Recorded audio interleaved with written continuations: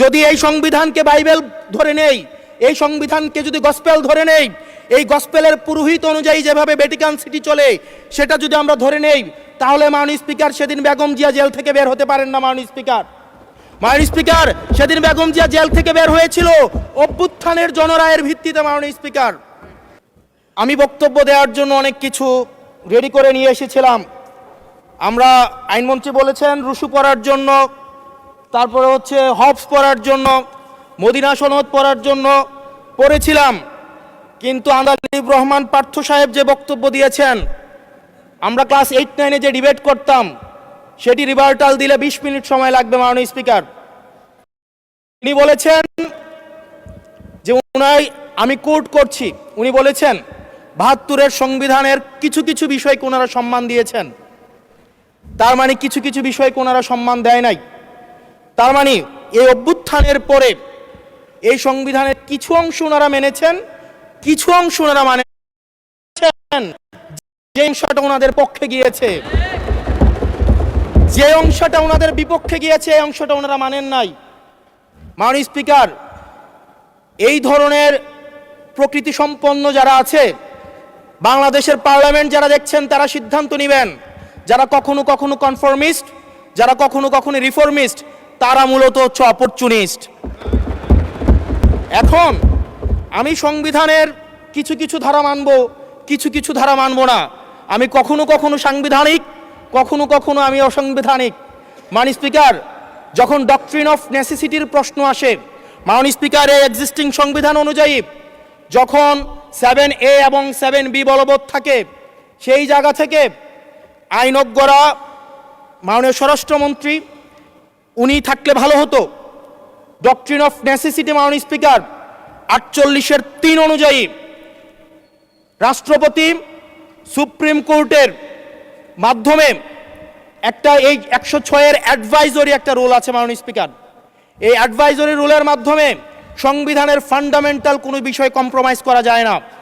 মাননীয় স্পিকার, যদি আমি এই সংবিধান মানি তাহলে এই অন্তর্বর্তীকালীন সরকারের বৈধতা প্রশ্নবিদ্ধ হয়। মাননীয় স্পিকার, যদি এই সংবিধানকে আমি ধারণ করতে চাই, মেনে চলতে চাই, সেদিন 64 বিধি অনুযায়ী অ্যাটর্নি জেনারেল নিয়োগ দেওয়া হয়েছিল 6 আগস্ট। মাননীয় স্পিকার, এই সংসদে প্রশ্ন রাখতে চাই, তৎকালীন বর্তমান রাষ্ট্রপতি চুপ্পু, তখন বলা হয়েছে অ্যাটর্নি জেনারেল নিয়োগ দেওয়ার ক্ষেত্রে প্রধানমন্ত্রীর সাথে আলোচনা করতে হবে। সেদিন কোন প্রধানমন্ত্রীর সাথে আলোচনা করা হয়েছিল সেটা আমাদেরকে অ্যাটর্নি জেনারেল জানাবেন।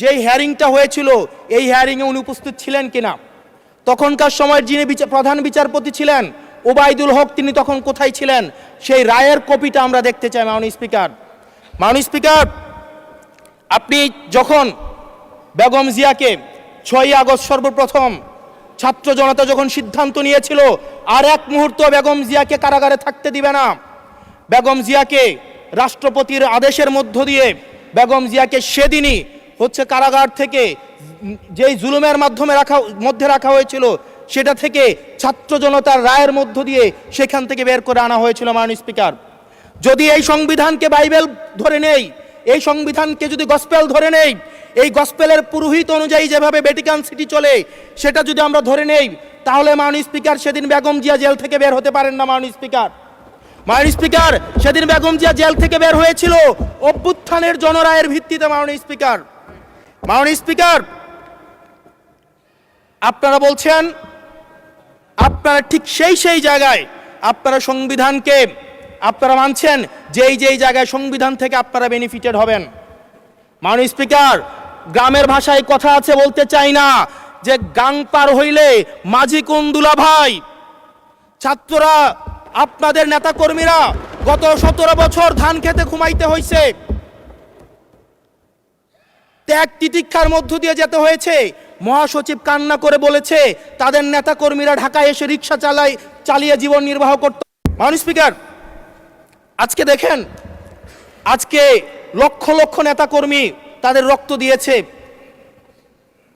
ফ্যাসিবাদ বিরোধী প্রত্যেকটি রাজনৈতিক দল, কোন রাজনৈতিক দলকে বিশেষভাবে আমি আলাদা করতে চাই না, ফেসিবাদ বিরোধী প্রত্যেকটি রাজনৈতিক দলের রক্ত শ্রম ঘামের মধ্য দিয়ে এই হাসিনার পতন হয়েছে। এই হাসিনার পতনের পরে যখন জনরায়, মাননীয় স্পিকার, যখন জনরায় কখনো কেতাবের কাছে মাথা নত করে না। এটা ভ্যাটিকান সিটি নয় যে গসপেল অনুযায়ী হচ্ছে দেশ পরিচালিত হবে। 68% জনগণ তারা সিদ্ধান্ত জানিয়ে দিয়েছে এই সংবিধানের যেই বেসিক স্ট্রাকচারাল জায়গায় কোন জায়গাগুলোতে রিফরমেশন আনতে হবে। মাননীয় স্পিকার আন্দালিব রহমান পার্থ সাহেব বলেছেন যে অর্ডারে নাকি হচ্ছে সংবিধান সংস্কার পরিষদের গঠনটা নাই। উনি যদি একটু পরিশ্রম করতেন, জাস্ট একটা পাতা উল্টাইতেন, একটা পাতা পরেই বলা হয়েছে সংবিধান সংস্কার পরিষদ গঠন যদি জয়যুক্ত। ধন্যবাদ মাননীয় সদস্য, ধন্যবাদ।